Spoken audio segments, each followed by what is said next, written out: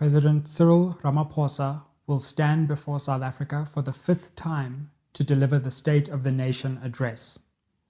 With an economy creaking, a pandemic raging, and corruption allegations emerging day after day, he faces an increasingly difficult task to convince South Africans that the nation is heading in the right direction. Let's get started.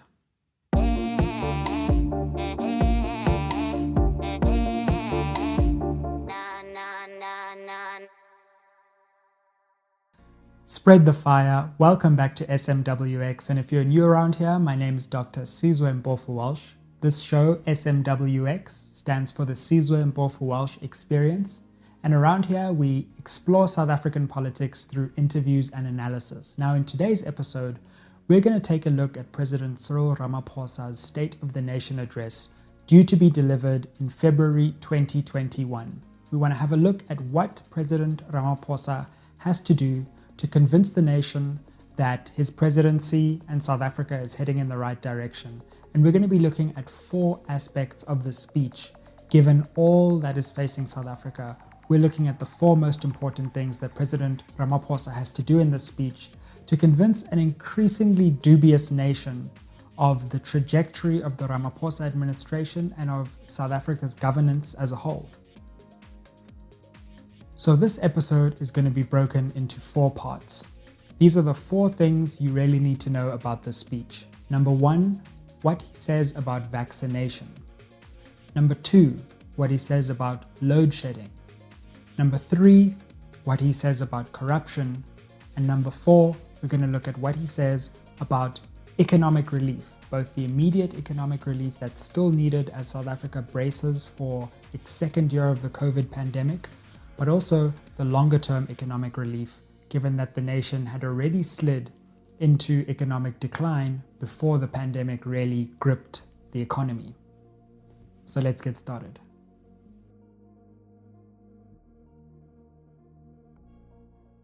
The first thing that President Cyril Ramaphosa needs to do in his State of the Nation address is deliver an unambiguous, clearly time-framed vaccination plan for South Africa.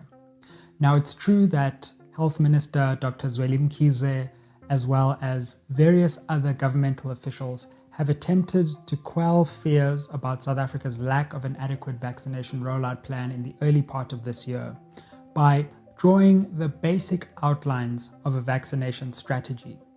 Now, while the strategy has been presented as if it cures the doubts that many people have about vaccination, unfortunately that just simply isn't the case. And the clear reason for that is that the government has failed to provide timelines for its vaccination plans. It's all well and good to have phases, it's all well and good to say who's going to be vaccinated, but quite frankly, if you can't put your colors to the mast and identify a clear timeline by which these phases will happen, by which vaccines will be on South African shores and rolled out, then quite frankly, the so-called strategy remains very much a pipe dream.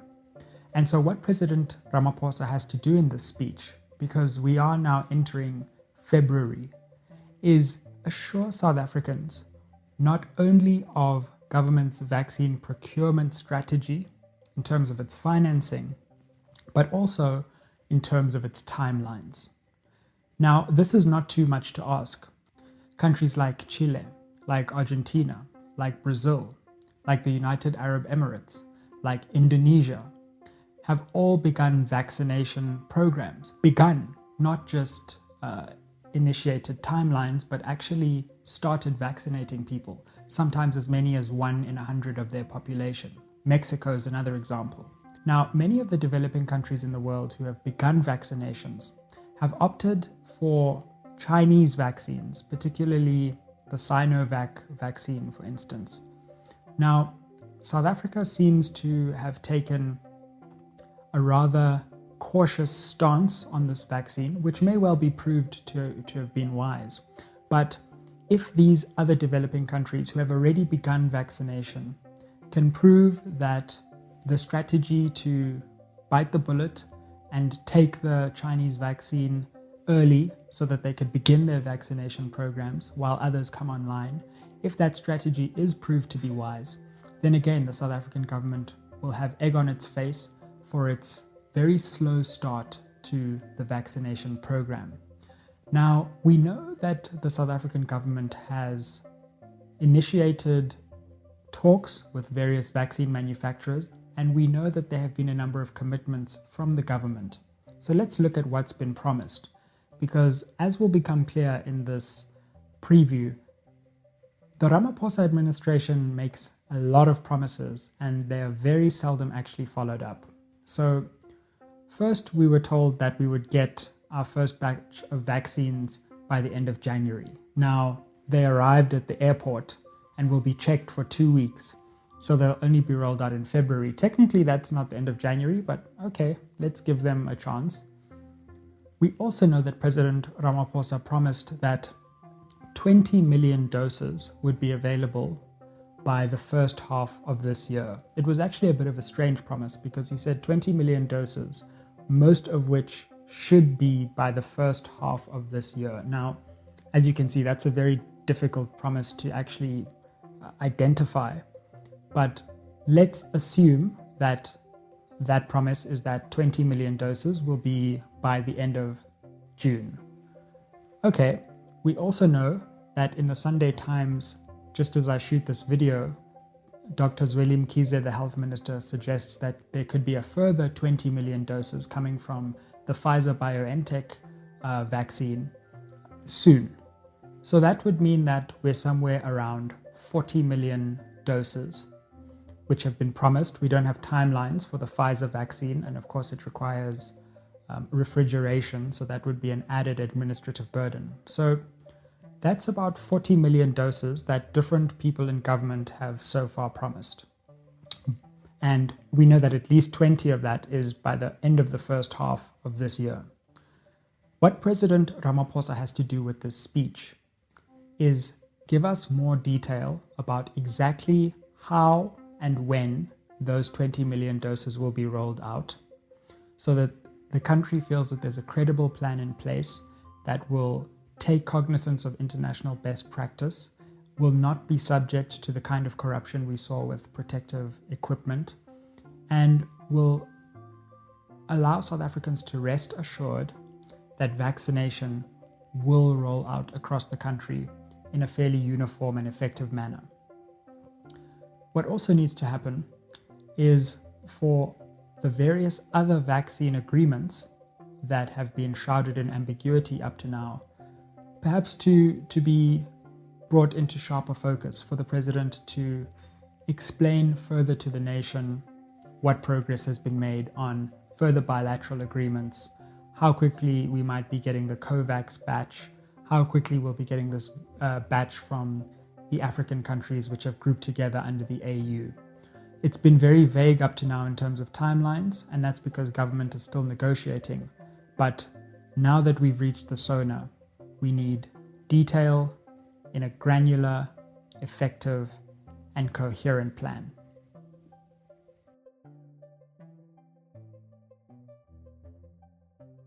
The second thing that President Cyril Ramaphosa needs to do in his State of the Nation address is give South Africans assurance about load shedding.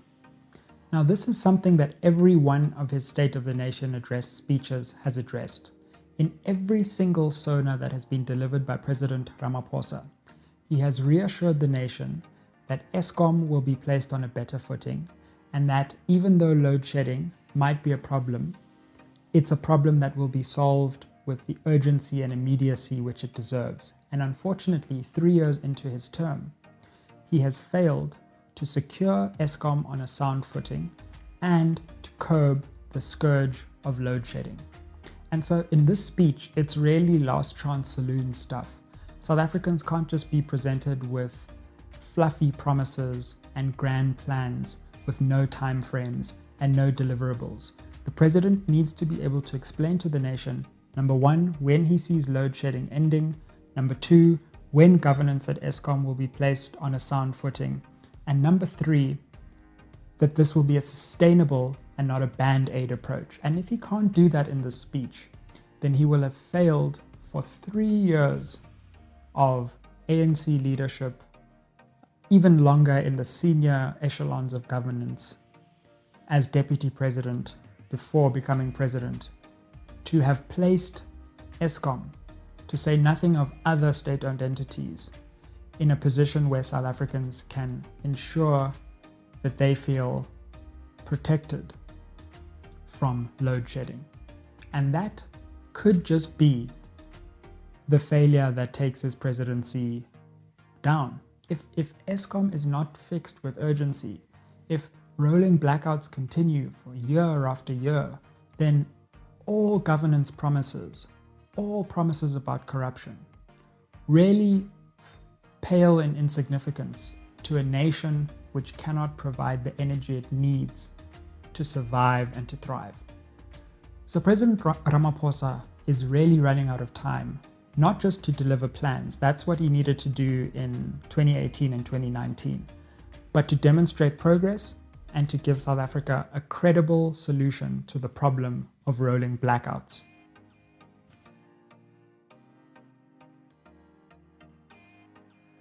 Thirdly, President Ramaphosa needs to get serious about corruption. Now, President Ramaphosa did not hold back in his promises about getting serious about corruption. When he rose to power in the ANC through his campaign of 2017, he promised South Africans a clean slate and what he then called a new deal, based on sweeping clean the corruption that had gripped the South African state for too long. He then rose to the presidency of South Africa, and in a sweeping, flowery speech, promised to get to grips with corruption. And quite frankly, all those grand hopes have not come to fruition. Yes, there have been a few appointments. I'm sorry, but that's what presidents are supposed to do. They're supposed to appoint people to institutions. We simply can't congratulate fish for swimming when we have a corruption crisis that has engulfed our country for decades. In fact, is not just decades, a corruption crisis which has been part of South Africa's fabric maybe since its inception. Simply appointing people to institutions who aren't going to further corruption is not addressing corruption. It's just the basic minimum one would expect from any sane president. So I'm afraid mere appointments do not constitute an anti-corruption strategy. An anti-corruption strategy involves the president getting serious about the size of his cabinet, something he promised on the campaign trail which he failed to deliver on. Not only does it involve getting serious about the size of his cabinet, it involves firing people who have serious allegations levied against them and who are fundamentally part of the rot that has engulfed South Africa for so long. The president has kept far too many people who have serious doubts hanging over their heads in office just to keep his party together. Then it also involves a serious strategy about recovering monies that have been lost. Yes, again, there have been a few moments to celebrate here and there, but when we look at the sheer extent of what has happened in this country, the president will have to explain to South Africa how he sees this strategy to recover money actually playing out. And so, quite frankly, years into this presidency, it's not enough just to talk about green shoots. It's not enough to say we're trying. It's not enough to say we're making appointments. All of that needs to have happened. Now we need to see the fruits of this so-called new dawn. And the president really has a choice in this speech. Either he decides to continue to play party politics, to patch together a coalition which involves all kinds of forces that keep him in power, or he maybe sacrifices the longevity of his political career in favor of really getting to grips with corruption.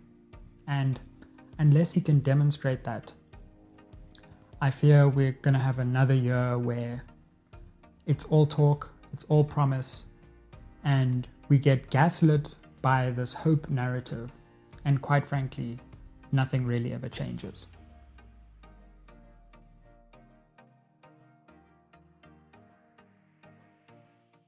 Number 4, but certainly not least, is the question of economic relief. Now, we know that the president has promised an economic relief package which involves debt from various financial institutions. However, going forward, further economic relief is going to be needed in this economy. We already know that there's a crisis brewing over social grants, where a grant initially proposed by the president, implemented by the Department of Social Development, has come under some scrutiny. First, we heard from the president that South Africa simply doesn't have enough money in a series of interviews that he did earlier this year. But we then heard after the ANC Lekgotla that the ANC was readying itself to expand this 350 Rand grant, which is such a key part of the very minimal social relief that has been provided in this pandemic. The government simply needs to protect the vulnerable and find a way to finance that.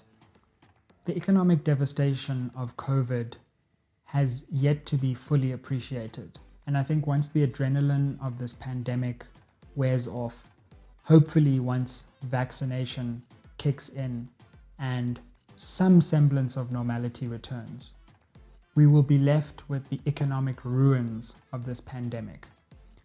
And South Africa is already an unequal country. It's already a country that has been battered by major economic headwinds. How do we steer ourselves out of this pandemic without receding further into the doldrums of inequality, racialized poverty? How do we secure further employment? I was looking at one of the promises from another SONA, and I'm sorry, the last time I checked, it was media's responsibility to hold people in power to the promises they make in order to ensure accountability. And President Ramaphosa stood up in 2018, promised the youth of South Africa 1 million internship opportunities. 1 million internships with quote unquote government's partners were going to be created by when? In 3 years. Where are we now? We're 3 years later. It's 2021. And no one has stopped to ask what happened to this million internship promise. Now, either don't make the promise or deliver on the promise. But it's just criminal at this point, with such dejection, with South Africa's unemployment crisis spiraling out of control. It's just criminal to continue to make these bold promises that you know for a fact you can't deliver on. And you start making promises that you can't keep, and in order to pretend that you're going to keep them, you just make a bigger promise for later, and it never materializes. We have to hold the president accountable for promising 1 million internships for young people in 2018 and never accounting for what happened. And I want to hear in this speech, what happened to those million internships? Is there a plan? And if there's no plan, and if government has admitted its failure, then I want to hear government accept that it's failed and explain why it's failed and give us a plan for what's going to happen moving forward. So economic relief is a longer term thing. It's not just about putting a band-aid over the devastation caused by COVID, although that's extremely important. There will have to be a further relief package of some sort. Otherwise, one can only just imagine the kind of poverty that will engulf so much more of this nation. And we know that already half of South Africa is in poverty. But we also need a credible plan to emerge about the long-term economic vitality of South Africa. Not just grand plans about millions of jobs that get promised every SONA, but a real commitment to developing South Africa and digging us out of the economic hole we fell in even before this pandemic. So, as you can see, President Ramaphosa has his work cut out for him in this speech. In 2018, in 2019, maybe even in 2020, it was acceptable to make grand promises, to give people something to look forward to in the future. But the future is now. We're in 2021. We're in the third year of this presidency, and promises simply aren't going to cut it anymore. Now we need something tangible to look forward to, but also something tangible to hold on to in the moment and in the present. And that's what President Ramaphosa needs to deliver in his State of the Nation. If it isn't to be, a damn squib. So thanks so much for watching SMWX once again. Thank you for subscribing. Thank you for the way that you've been sharing this channel, watching. We've really seen an explosion in 2021 on this channel ever since we changed the format up a little bit. And if you want to help the channel, look at the links down below. Also, share the channel with friends. Tag me on Twitter at Sizwe Mpofu-Walsh, or use the hashtag SMWX and I will retweet you. So let's keep spreading the fire. Help us on the road to 20,000 subscribers. We're pushing for those 20,000, so help us get there. And keep it locked on SMWX. Great to talk. Let's see what the SONA has to offer. And I'll be back, of course, with a reaction to the SONA after the speech is delivered. So make sure you come back for that too. Spread the fire. Aye.